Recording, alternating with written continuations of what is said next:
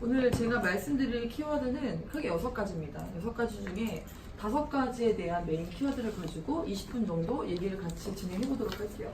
첫 번째 키워드는 금리, 두 번째는 세금, 세 번째는 보험, 네 번째는 연금, 다섯 번째 재무설계, 마지막은 연말정산입니다. 보이시는 5번까지만 말씀을 드리고 마칠게요. 첫 번째 금리에 대한 얘기 시작해 보겠습니다. 응답하라 1988이라는 드라마 본 적 있으신 분? 저요. 저는 그 드라마를 보진 않았었는데 유명한 장면들이 있죠. 성동일 씨가, 드라마 주인공 성동일 씨가 이런 얘기를 하죠. 뭐 그 태기라는 그 아이가 5천만 원의 상금을 받았었는데 어떻게 할 것인가에 대한 동영상 기억하시나요? 네. 그때 성동일 씨가 뭐라고 하죠? 엄마. 아따, 은행이 이자를 쪼까 얼마밖에 안 주지만 그래도 몇 프로대의 이자를 받는다고 말했던가요? 15%. 실제 그럼 88년도 금리는 얼마였을까요? 24.7%. 상상하기 힘들지만 88년도 금리는 20%가 넘는 그런 금리를 받았었습니다. 상상이 되시나요? 아니요. 그러면 지금 30년 정도 지난 현재 시점에서 기준금리 얼마를 받고 있을까요? 1.75. 알고 계시는 분들이 이상한 겁니다. 다 모르시는 게 맞습니다. 현재 기준금리는 1.75%입니다. 그러면 이 금리가 대체 어떤 영향을 미치는지 한번 얘기해 볼게요. 만약에 금리가 내려가면 어떤 일이 발생될까요? 너도 나도 창업을 하려고 합니다. 맞습니다. 많이 외우신 것 같은데 금리가 내려가면은 뭐가 같이 내려가는 거예요? 이자가 늘. 우리가 알고 있는 금리는 맡기는 예금 금리가 올라가는 것이 아닙니다. 빌리는 금리 같이 내려가는 거죠. 그렇기 때문에 돈 빌려가지고 다 창업을 하려고 하죠. 왜? 대한민국이 취업난으로 어려움을 겪고 있습니다. 최저임금이 올라갔다고 할지라도 현재 정부를 가지고 말들이 되게 많은데 2년 전 2017년도에 무슨 일이 있었죠? 지금은 거품처럼 빠진 비트코인으로 대한민국이 시끄러웠었습니다. 맞습니까? 네. 만약에 금리가 높았다면 이런 일이 있었을까요? 아닙니다. 없었겠죠. 반대로 여쭤볼게요. 작년에 미국이 기준금리를 인상한다 어쩌나 이런 얘기를 많이 했었는데 금리가 올라가면 좋은 거 아니에요? 우리 이자 많이 받는 거잖아요. 은행에다가 적금 부었을 때 금리 많이 받으면 좋은 거 아니에요? 금리가 올라가면 어떤 일이 발생될까요? 소비가 줄어들게 됩니다. 지금 우리나라 살고 있는 분들 중에 자기 집 사는 분 있나요? 우리 어떻게 얘기하죠? 은행 거란 말을 많이 하죠. 네. 대한민국은요 가계부채가 1,450조에 달합니다. 무슨 말이에요? 은행 빚으로 살고 있다는 그런 얘기죠. 그러면 이자가 올라가면 금리가 올라가면 대출금리도 같이 올라간다는 거죠. 부동산 붕괴 현상은요 금리와 밀접한 관련이 있습니다. 또한 금리가 올라가면 어떻게 돼요? 이자를 많이 받을 수 있는 거잖아요. 그렇기 때문에 시장에 돈이 돌지가 않습니다. 그렇기 때문에 자연스럽게 소비심리가 위축이 되는 거죠. 이해되시죠? 네. 금리에 대한 얘기 좀 더 해볼게요. 금리가 대체 뭐예요? 금융이자. 금리가 대체 뭐예요? 금리는 간단합니다. 금융, 이자. 그래서 금리입니다. 금리는 말씀드렸다시피 내가 적금, 예금에만 붙는 이자가 아니라는 거죠. 어떻게든 붙는다? 대출로도 대출. 이자를 내가 내야 되기 때문에 빌리거나 혹은 맡길 때 붙는 이자가 바로 금리라는 겁니다. 은행이 뭘로 먹고 사는 줄 아세요? 네. 과거에는 우리 뭐 CD기 같은 거 있죠. CD기 수수료도 먹고 살고요. 인터넷 뱅킹, 폰 뱅킹 500원씩 수수료도 먹고 살았었는데 요즘은 어때요? 대출이자. 은행이 CD기나 폰 뱅킹, 인터넷 뱅킹으로 수수료 먹고 사는 일이 별로 있나요? 없나요? 없습니다. 많이 있지는 않죠. 그러면 은행은 예금했을 때 이자 보통 얼마 받아요? 많아야 2% 받죠. 대출할 때 이자 얼마 내요? 12%. 진짜 싸게 빌려야 정말 싸게 빌려야 3~4%대 아닌가요? 아, 카드로. 많이 받아야 동영상 찍고 있죠, 그죠? 많이 받아야 2% 이자를 받는데 진짜 싸게 빌려야 3~4%대라는 겁니다. 뭐가 발생이 돼요? 빌릴 때와 맡길 때의 차이가 발생되죠. 우리가 뭐라고 해요? 예금과 대출의 금리를 통한 마진, 그래서 예대 금리 마진, 예대 마진이라고 하는 겁니다. 그러면 아까 나왔던 2019년 1.75% 이게 대체 뭔데요? 여쭤볼게요. 농협, 하나은행, 뭐 신한은행, 우리은행 많은 은행들이 있죠. 모든 은행의 적금이자가 다 똑같나요? 다르지 않죠. 약간 차이점이 있죠. 그런데 이 은행의 이자를 기준하는 그런 금리가 있습니다. 그것이 바로 기준금리라는 겁니다. 모든 은행의 이자는 다 다르거든요. 하지만 그것을 정하는 이자는 바로 기준금리에 의해 정해진다는 겁니다. 그럼 이게 뭔데요? 기준금리가 뭔데요? 금리체계의 기준이 되는 건데 여기까지 얘기했죠? 기준금리는 한 달에 한 번 정해집니다. 바뀔 수도 있고요. 올라갈 수도 있고요. 내려갈 수도 있고요. 그대로일 수도 있다는 거죠. 어디가 정해요? 한국은행에 있는 금융통화위원회에서 기준금리를 정하고 있습니다. 현재 기준금리 몇 프로라고요? 1.75%입니다. 질문 드릴게요. 적금이자 마음에 드시나요? 마음에 안 드시죠? 네. 그러면 지금 시점에 적금을 가입할 때 몇 프로 이자 마음에 드시겠어요? 5%? 6%? 3%? 얼마면 좋으시겠어요? 4%. 보통 3, 4%만 받아도 좋겠다는 말씀 많이 하시죠. 네. 제가 사회생활을 처음 했던 약 10년 전에는 이자가 4%였거든요. 그럼 제가 사회생활 처음 했던 당시 가볼게요. 4% 이자에 적금 같이 가입해 보겠습니다. 우리가 4%라고 하면은 이자를 4% 더 받는다고 생각하시죠? 실제로 그럴까요? 그렇지가 않기 때문에 이자의 진실, 이자의 비밀을 제가 알려드릴게요. 한 달에 100만 원 정도 4% 적금에 가입을 해보겠습니다. 100만 원 원금이죠?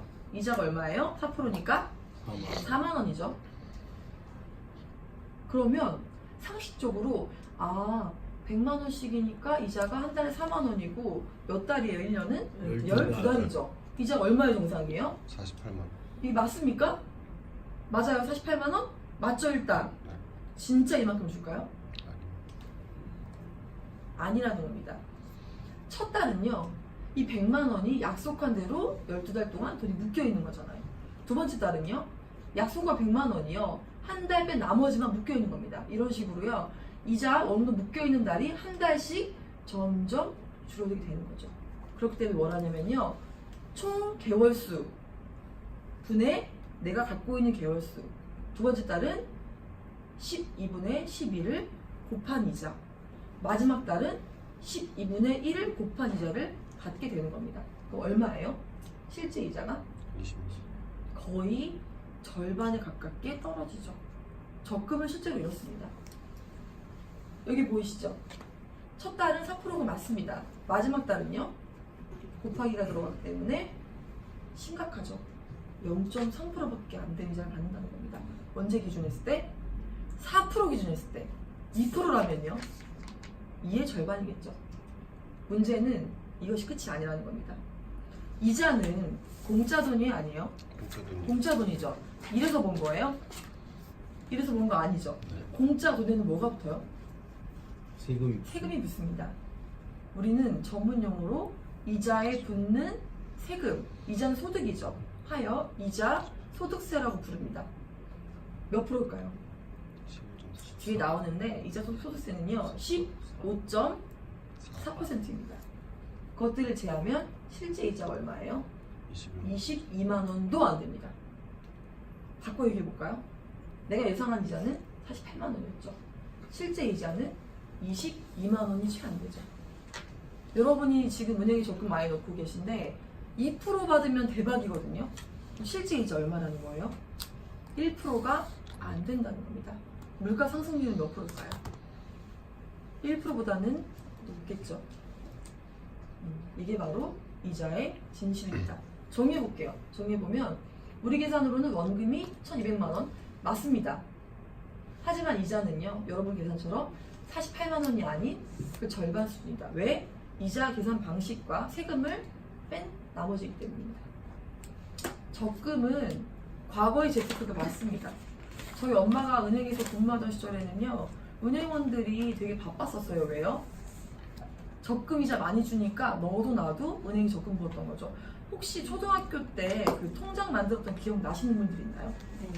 학교에 뭐 농협이나 뭐 새마을금고 같은 그런 지역 단위 은행 기관에서 와가지고요 통장 발급을 해주고 어떻게 해요? 1,000원, 5,000원, 10,000원을 거의 꽂아서 냈던 저는 그런 기억이 있거든요. 시골에서 자라서 그런지 모르겠는데 그때는 높은 이자를 받았었습니다. 하지만 지금 은행은요, 재테크하는 공간이 아닙니다. 은행은 대출 받는 기관인 것 같습니다. 그래서 그냥 적금 붓고 있으면서 나 재테크 잘하고 있어 이런 말은 안 하시는 게 좋겠죠. 왜? 적금 이자는 물가 상승률도 따라가지 못하기 때문입니다. 두 번째, 우리가 아까 이자에도 세금 붓는다는 얘기를 했었는데 이어서 세금 얘기를 해볼게요. 제가 했던 얘기 그대로 나오죠. 이자는요, 가만히 앉아서 번 공짜 돈입니다. 하기 때문에 세금을 내야 되는데 그것이 바로 이자가 소득이랑 붙는 세금, 이자 소득세라고 하는 겁니다. 얼마인 줄 다 모르십니다. 15.4%. 작게 느껴지시나요? 많게 느껴지시나요? 많게 느껴져. 많게 느껴지시죠.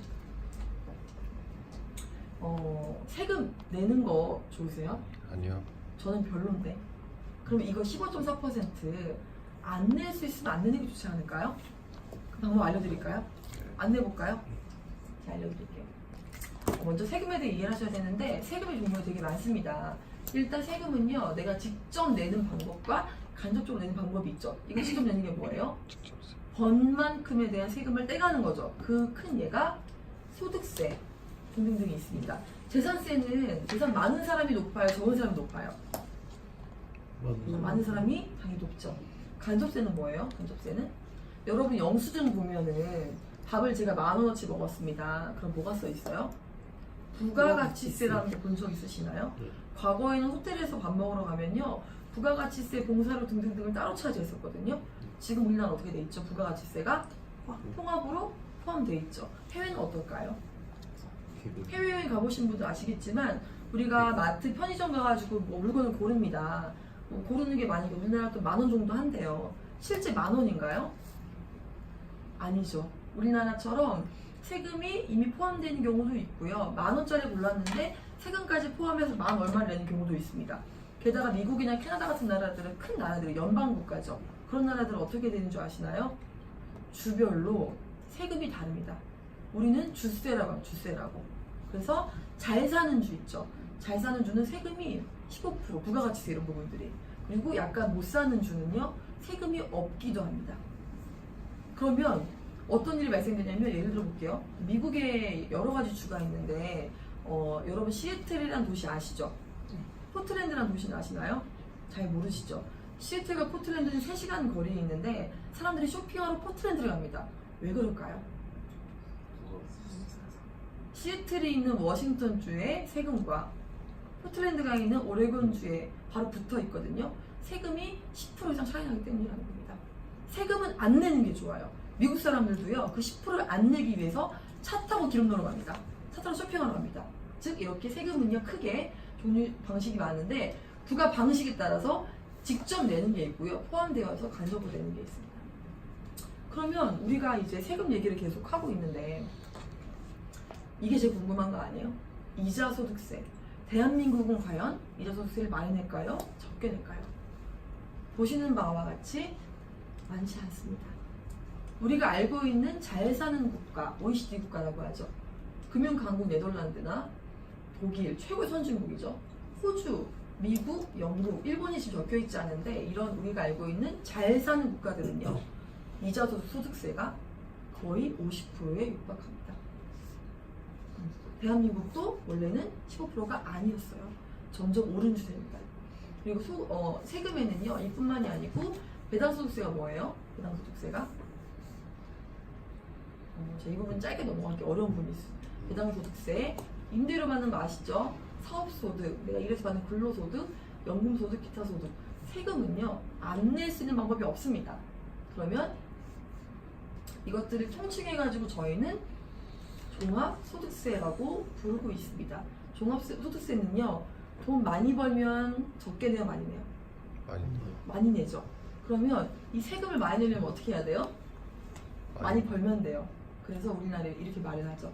그 전기세도 어떤 제도가 있죠? 누진세가 있죠. 세금도 누진세처럼요, 재산이 많고 소득 규모가 많으면 많이 내게끔 되어 있습니다. 다행히도요, 이자 소득세는 그렇진 않아요. 하지만 문제가 뭐예요? 금융이자가 얼마 이상 되었을 때는요, 이 세금이 통합되어서 종합소득세로 바뀐다는 겁니다. 바꿔 얘기할까요? 이자 소득세가 많잖아요. 그러면 종합소득세도 같이 많아지기 때문에 세금을 많이 내는 겁니다. 그럼 이거 안 낼 수 있다는 방법 제가 말씀드린 적 있죠? 그걸 계속 얘기해 볼까요? 첫 번째, 우리는 이를 비과세로 부릅니다. 그 인천공항 가시면은 면세점에 줄 서 있죠. 담배 사고 술 사고 왜 그러는 거예요? 세금을 안 내기 때문인 거죠. 간단합니다. 과세를 안일비하지 않는다. 그게 바로 비과세입니다. 조건은 아주 간단합니다. 금융상품 5년 이상 납입하는 상품이어야 되고요. 그리고 반드시 10년 이상 유지해야 됩니다. 그러면 세금이 없습니다. 심플하죠? 단 3년 이상 납입은 돼요? 안 돼요? 안 됩니다. 바뀐 거예요, 이것도. 금액도 한도 금액이 있습니다. 과거에 없었거든요. 한 달에 150만 원 넘으면 돼요? 안 돼요? 근데 안 됩니다.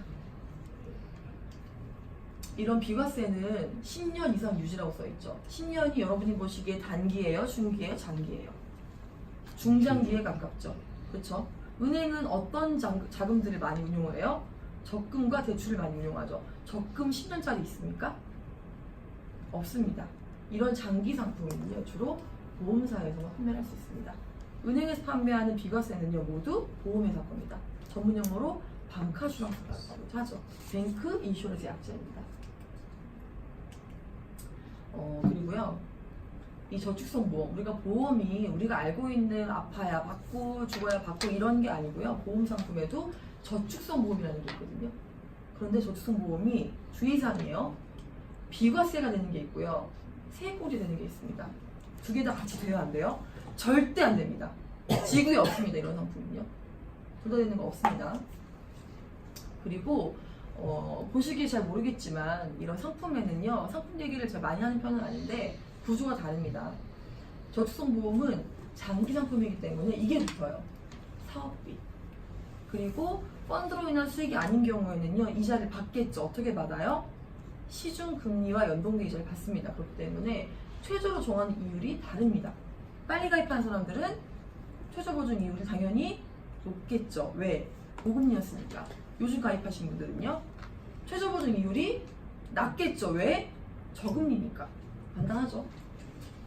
물론 이거는 금리 연동이 아니라요, 펀드로 변액으로 가는 경우도 당연히 있습니다. 인출할 수 있는 거 장기 상품이라 당연히 가능한 거고요. 장기 상품은 중간에 깨실 거면 가입 안 하시는 게 맞습니다. 세 번째, 제가 비과세 얘기를 하면서 보험사에서 판매한다고 얘기를 했는데 다들 보험사 하면 어떤 느낌이세요? 아파야 받고 죽어야 받는 거 같죠? 그쵸? 보험사에 저축보험이 있고요. 그러면 보험에 대한 부분도 우리가 금융지식에 대한 중요한 부분이기 때문에 말씀을 좀 드릴게요. 여러분들 지금 회사에 근무하고 계신데 4대 보험 다 내고 계시잖아요. 그죠? 4대 보험 뭐가 있어요? 알고 계시나요? 내 급여에서 떼가거든요. 다 모르십니다. 첫 번째 뭐가 있어요? 국민건강보험. 두 번째 국민연금. 세 번째 고용보험. 네 번째는 산재보험. 질문 드려볼까요? 여러분 급여가 300입니다. 만약에 4대 보험, 세금 빼고 4대 보험을 제외하고 270만 원을 준대요. 4대 보험 혜택을 다 해준다는 겁니다. 이게 1번이에요. 2번, 4대 보험 혜택 안 해주고요. 300만 원 준대요. 어느 쪽의 회사에 가시겠습니까? 대부분의 근로소득자들은요, 1번입니다. 4대 보험 돼? 라고 다 물어보죠. 그런데 4대 보험은 4대 보험 같은데 얘 뭐예요? 보험이에요. 그래서 말씀드리는 겁니다. 국민연금은 여러분 소득에서 9%를 내게 되어 있습니다. 급여가 만약에 200쯤 돼요. 소득 200쯤 돼요. 그럼 얼마 내는 거예요? 2, 9, 18. 18만 원 내는 거죠. 다 낼까요, 제가? 다 내지 않습니다. 절반은 제가 내는 게 맞고요. 절반은 고용주, 회사가 대신 내줍니다. 이거 모르셨죠? 다 모르셨을 분들이 많고요. 그런데 이런 게 있습니다. 내가 만약에 급여가 한 달에 1억이에요. 그럼 1억에 9% 내나요? 그렇지가 않습니다. 국민연금에는요, 소득 상한액 내가 아무리 많이 벌어도요, 468만 원 이상 버는 분들은요, 똑같이 여기 곱하기 9%밖에 안 낸다는 겁니다. 반대로 내 급여가 100만 원이에요. 국민연금 안 낼까요? 낸다는 거죠. 반대로 소득 하한액도 있습니다. 급여가 30만 원만 넘게 되면요. 국민연금 내야 됩니다. 왜 그럴까요? 이거 왜 만들어놨을까요? 국가는 안다는 겁니다. 연금 없이는 절대 안 된다는 거예요. 국민연금은 당연히 길게 내야 되고요. 늦게 받으면 많이 줍니다. 아, 그리고 이게 있죠. 국민연금은 어떤 기준이에요? 우리가 알고 있는 회사원 기준이죠. 공무원연금 누구 기준이에요? 공무원들 기준이죠. 공무원들은 연금 많이 받아요? 적게 받아요? 많이 받아요. 많이 받아요? 왜 많이 받아요? 많이 내서. 많이 냅니다. 근로소득자보다 무려 2배를 더 냅니다. 공무원들은요, 그리고 소득의 하한액과 상한액에 대한 기준이 다릅니다. 일반 월급쟁이들, 우리가 알고 월급쟁이들은요, 468만 원이죠. 공무원들은요, 소득 상한액이 얼마예요? 110만 원. 거의 2배 육박합니다. 이해되시죠? 네. 그렇기 때문에 공무원이요, 고위관직자일 경우일수록 연금액이 많아지는 겁니다. 그러면 제가 궁금해서, 너무 궁금해서 연금공단에 전화할 겁니다. 질문한 적이 있어요. 대한민국 최고 부자면 누가 떠오르세요? 이건희. 이건희 회장 떠오르시나요? 물어봤었어요. 그 이건희 회장님은 국민연금 얼마 받으시나요? 물어본 적이 있거든요. 얼마 받으실까요? 국민연금을 우리가 말하는 근로기간을 최대로 가정을 하고요. 소득 상한액으로 쭉 간다 가정을 한번 해볼까요? 그때 받는 최고 금액 얼마일 것 같으세요? 상상해보세요. 얼마 받을까요? 400. 200. 이거밖에 안 됩니다. 200. 200만 원. 그나마 이것도 오른 겁니다. 내가 아무리 많이 벌어도요, 받을 수 있는 금액이 얼마예요? 지금 물가 기준에 봤을 때 딱 200이라는 겁니다. 그러면 소득이 많은 분들, 가장 높은 분들에 대한 예시인데 그분들은 200만 원 갖고 살 수 있을까요? 못 살겠죠? 소득 높은 분들이니까. 그럼 우리는 얼마 받을까요? 국민연금. 우리는 소득 상한액 구간도 아니고요. 국민연금은 3, 40년 내에 이렇게 받는 건데 얼마 받을까요? 상상이 되시죠? 물론 이 또한 받는다는 가정입니다. 우리가 지금 사회 어떻게 부르죠? 지하철을 타면 노약자석이 훨씬 많아요. 과거에는 안 그랬죠. 일본 가보신 분. 일본 지하철은요, 노약자석이 70%입니다. 우리는 이를요, 초고령 사회라 부릅니다. 국민연금이 나온다면 받겠죠. 하지만 국민연금 고갈로 큰 이슈가 되고 있는 게 현실입니다. 한번 조회해보세요. 국민연금 얼마 받는지. 60만 원에서 100만 원일 겁니다. 그걸로 뭐 할 수 있죠? 뭐 할 수 있죠? 한 달에? 거의 좀 있어요. 200 풀칠 정도만 할 수 있겠죠. 그러면 두 번째, 국민연금 얘기했으니까 건강보험료 얘기해볼게요. 건강보험료 몇 프로대요? 약 6%대 뗍니다. 6.2, 6.3 정도 떼는데요. 건보료 얼마 나가는지 혹시 아시나요, 여러분들은? 많이 모르시죠? 건보료가 많이 올라가고 있대요. 직장인 평균 건보료가 10만 2천 원인데 건보료도 똑같습니다. 반은 누가 내요? 회사. 내가 내고 반은 회사가 내는 겁니다. 똑같습니다. 그러면 건보료의 기능이 뭘까? 건보료의 기능, 뭐 이런 얘기들 당연히 아는 거고요. 건보료의 기능이 뭘까요? 의료비 지원입니다. 보이시죠? 치매도 많기 때문에 지원해주는 거고요. 요즘에 대학병원 매출이 늘었어요. 왜 늘었어요? 특진비 아시죠? 특진비가 작년부터 폐지가 됐죠. 그래서 대학병원 매출이 늘었다고 합니다. 그리고 뭐가 돼요? 의료비가 다 국가 지원이 아닌 본인 부담이죠. 대한민국은요, 캐나다처럼 100% 국가 지원이 아닙니다. 미국은 어때요? 재앙절개만 해도 3, 4천만 원 그냥 나간다고 하더라고요. 우리는 국민 건강보험을 통해 뭘 받고 있는 거예요? 병원비 디스카운트를 받고 있다는 겁니다. 의료비 할인이 바로 국민 건강보험이라는 거죠. 제가 보험 얘기를 하면 많이들 안 좋아하세요. 근데 보험이 정말 중요한 재테크거든요. 키포인트 몇 개만 알려드릴게요. 보험은 부자를 만드는 수단이 아닙니다. 그냥 돈 때문에 고생하지 말라고 그냥 위험을 보호하는 그런 수단이라는 거죠. 그래서 4대 보험 많이 좋아하시죠? 4대 보험. 그 중에 두 가지 말씀드렸는데 건보료는 병원비 뭐예요? 할인. 디스카운트 할인입니다. 그리고 병원비를 내가 돌려받아야 될 거 아니에요. 어떻게 돌려받아요? 그게 바로 의료실비라는 겁니다. 병원비 돌려받는 거죠. 근데 문제가 뭐냐? 의료실비도 병원비를 다 돌려주지 않습니다. 그렇기 때문에 건강보험으로 얘를 보완을 하는 거죠. 보험은 내가 부자 되기 위해 가입하는 게 아니고요. 혹시 가족력이 있다, 생활습관에 문제가 있다, 보험이 좀 필요할 것 같다, 직업이 좀 위험하다 등등등 이유에 따라서 세 가지 방법을 통해서 맞춤 설계를 하는 것이 바로 보험이라는 겁니다. 제가 서두에 말씀드렸죠. 4대 보험을 떼고 적게 받으실래요?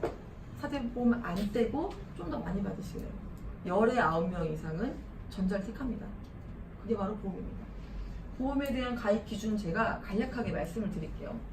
보험사 2개 있습니다. 생명보험과 손해보험 2가지가 있고요. 그리고 사람마다 다릅니다. 여러분이 앉아 계시는데요, 똑같은 보험 가입은 말도 안 되는 겁니다. 세 번째, 요즘에는 죽어서 받는 보험이 유행이 아니에요. 살아서 받게끔 되어 있기 때문에 맞춰서 이제 가입을 하시면 되겠고요. 좀 넘어가서요. 그거 아시나요? 의료실비. 의료실비는요, 죽을 때까지 내야 됩니다. 영원히 내야 됩니다. 실비는 영원히 갱신돼요. 갱신이 뭐예요? 가격 지수가 바뀌는 거예요. 위험률에 따라서. 싸질까요? 비싸질까요? 비싸죠. 비쌉니다. 하기 때문에 이 실비를 대체할 장치도 마련을 해야 됩니다. 되게 중요한 얘기입니다. 중요한 얘기입니다. 그리고 여러분들 보험 다 갖고 계시는데 체크는 받아보시는 게 좋을 것 같고, 여기 되게 중요한 포인트가 나오네요. 건강보험료가 장기요양비 포함해가지고 약 7%좀 나갑니다. 이게 뭐예요, 기능이? 병원비 디스카운트 할인이었죠. 그쵸? 병원비 돌려받고 생활비 받으려면은 내 급여의 약 7% 정도, 국민연금도 9%였죠. 7%좀 정도가 적당합니다. 비슷한 수치죠. 네 번째, 연금 얘기 이어서 해볼게요. 왜? 국민건강보험 얘기했고 국민연금 얘기했으니까 연금 얘기 이어서 해볼게요. 100세 시대라고 하는데, 100세 시대를 정말 제가 실감을 하는 게 뭐냐면, 장례식장을 갈 일이 되게 많아요. 장례식장 가면은 90대 사망하시는 분들이 정말 많더라고요. 그분들은 저희 할머니 뻘이시거든요. 제가 할머니가 되었을 때는 몇 살까지 살까요? 제가 봤을 때 100세 넘을 것 같은데, 100세의 인생을 한번 그려보겠습니다. 우리가 태어나서 이렇게 노인이 되죠. 과거에는요, 대학을 가던 시절이 아니었기 때문에 돈을 빨리 벌었고, 언제까지 일했어요? 여러분 부모님 일하시나요? 대부분 일하시죠. 저희 부모님 일하십니다. 60대까지도 일을 했었습니다. 그동안 뭘 하죠? 애도 키우고, 학교도 보내고, 집도 사야 되고, 먹고도 살아야 되고, 노후 준비도 해야 되고, 많은 것들을 합니다. 문제가 있는 우리 아버지, 할아버지 세대 얘기를 하는 거죠.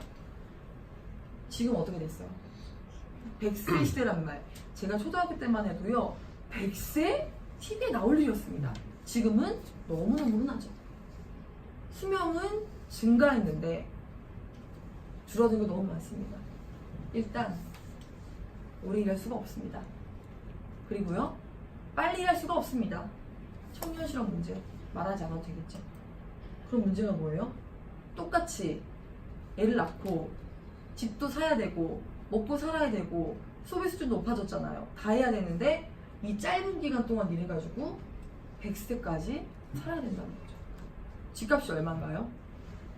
30년 전과 지금 비교했을 때 비교하기가 힘들 만큼 비싸죠. 어떤 일이 발생이 됩니까? 청년들이 결혼과 이런 것들을 다 포기하는 7포 세대라는 말이 나돌게 됩니다. 즉, 앞만 보지 마시고요. 100세까지 놓고 봤을 때 내가 인생 계획을 어떻게 세울까를 고민하시는 게 맞습니다. 우린 이거를 장기 목적 자금이라고 말을 합니다. 노후 준비. 우리가 로또 사거든요. 814만 분의 1의 확률의 로또를 삽니다. 5,000원 주고 행복한 마음으로요. 근데 노후는 와요, 안 와요? 100% 와요. 이거는 준비하고 말고의 문제가 아니고요. 당연히 오는 겁니다. 당연히 해야 돼요. 노후 준비. 아셨죠? 네. 자, 또 이어서 얘기해볼까요? 되게 우울한 얘기입니다. 제가 이 얘기를 할 때 감정이 좋지가 않아요. 우리가 인생에 크게 5대 자금에 다 보이는 5가지가 있는데, 여기 보이시는 화살표 구간이 있죠. 이 잉여 구간만큼 돈을 만들어가지고 뭐 해야 돼요? 나머지 은퇴 이후의 삶을 살아야 됩니다. 그런데 생활비, 교육비, 결혼자금, 집사고, 은퇴준비, 긴급자금 다 하는 거 가능할까요? 서울 시내 웬만하게 살만한 아파트는 매매가가 보통 10억입니다. 강남 꿈도 못 꾸죠. 살만하면 10억입니다. 10억 어떻게 모아야 돼요? 100만 원씩 100년 모아야 돼요. 100만 원씩 모으시는 분들 혹시 많으신가요? 손 들어보세요. 별로 없거든요. 100만 원씩 100년 모아야 집 한 채 살까 말까 합니다. 근데 집만 사야 돼요. 애도 키워야 되고요. 은퇴자금 다 해야 되는데. 그래서 장기자금이 중요하다는 거죠. 여쭤볼게요. 여러분 부모님 계시죠? 네. 여러분 부모님이 연금이 본인이 가입하신 연금이 있었으면 좋겠어요? 없었으면 좋겠어요? 있었으면 좋겠어요. 있었으면 있었으면 좋겠죠? 네. 여러분 지금 연금 하고 계세요? 아니요. 아니요. 하셔야겠죠? 연금은 선택이 아니고 필수입니다. 다섯 번째 재무설계 얘기를 하고 맞춰볼까 합니다. 재무설계. 간단해요. 재무설계 뭐예요? 재무, 돈을 디자인하라. 이게 바로 재무설계입니다. 재무설계는요, 심플하게 두 가지를 말씀을 드릴게요. 통장에 급여가 들어오죠. 급여는 딱 두 가지로만 보면 됩니다. 뭐? 쓰는 돈, 나가는 돈. 쓰는 돈을 소비라고 하고 소비라고 하고요. 모으는 돈을 저축이라고 합니다. 소비에는 두 가지가 있어요. 여러분이 만약에 병원에 한 달 동안 입원을 한대요. 입원을 한대요. 가서 정을 해볼게요. 내가 입원을 해 있어도 나가는 돈이 있죠. 뭐가 있어요? 뭐 월세 사신 분들은 월세, 공과금, 핸드폰 요금, 뭐가 있지 또? 뭐 개돈도 나갈 거고, 뭐가 있어요 또? 뭐 차 할부금도 나갈 거고 등등등 많죠. 이게 바로 뭐예요? 고정소비라는 겁니다. 반대로 내가 병원에 입원해 있어요. 안 나가는 돈이 있겠죠. 병원에서 밥도 주고 하니까 뭐 교통비 같은 게 안 나갈 수도 있고요. 식대가 안 나갈 수도 있고요. 즉 내 돈은요 무조건 나가는 돈이 있고요. 바뀌게 나가는 돈이 있습니다. 저축은요? 저축은 개념이 약간 다르죠. 저축은 내가 이거를 왜 했지? 라는 목적에 따라서 그리고 다양한 기간에 따라서 분류하는 것이 맞습니다. 자세히 얘기해 볼게요. 고정비에는 보통 이런 게 있죠. 통신비, 핸드폰 요금이죠. 월세, 공과금, 뭐 할부는 계속 나가는 거잖아요. 그쵸? 모임 비용 등등등등. 나가지 않는 거는 보시다시피 품위유지비는 뭐예요? 화장품도 사고 옷도 사고 하는 등등등등등이 있죠. 저축은요. 기간, 짧은, 중간, 긴 그리고 보험도 저축입니다. 왜요? 보험은 없어지는 돈이 아니고요. 자산으로 쌓이는 것이기 때문에 보험도 저축입니다. 그리고 여러분 많이 하시죠? 청약저축? 비상금도 다 어때? 금융상품들이기 때문에 저축에 해당되는 겁니다. 저축의 가장 키포인트가 뭐였다고요? 돈에 이름을 붙여라. 목적이 가장 중요합니다. 단기자금 예시, 뭐 중기, 장기자금 예시들은 뭐 다음과 같습니다. 그리고 보통 비상금은요, CMA 통장을 많이 활용하시는데 혹시 나는 CMA에 대해 잘 모른다.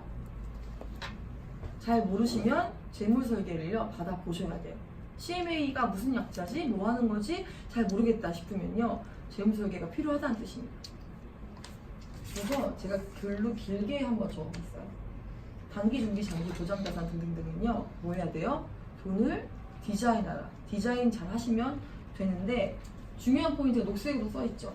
노후자금 연금 얼마 해야 돼요? 많이 물어보시거든요. 노후자금은요 할 수 있는 만큼 급여의 10에서 20% 정도 하시면 됩니다. 왜요? 그래야 공무원 연금을 쫓아가요. 요 정도는 해야 돼요. 그리고 아까 얘기했죠? 보험료는 많이 내지 마세요. 급여의 7% 정도 수준만 내시면 됩니다. 비상금은요 정말 비상시에 필요한 돈이기 때문에 내 급여에 내가 한두 달 입원해도 돈이 빵꾸나지 않을 만큼 한두 배 정도만 있으면 일단은 괜찮겠습니다. 여기까지 1교시를 마치고요. 저는 10분 쉬었다가 소득공제에 대한 얘기로 다시 오도록 하겠습니다. 마치겠습니다.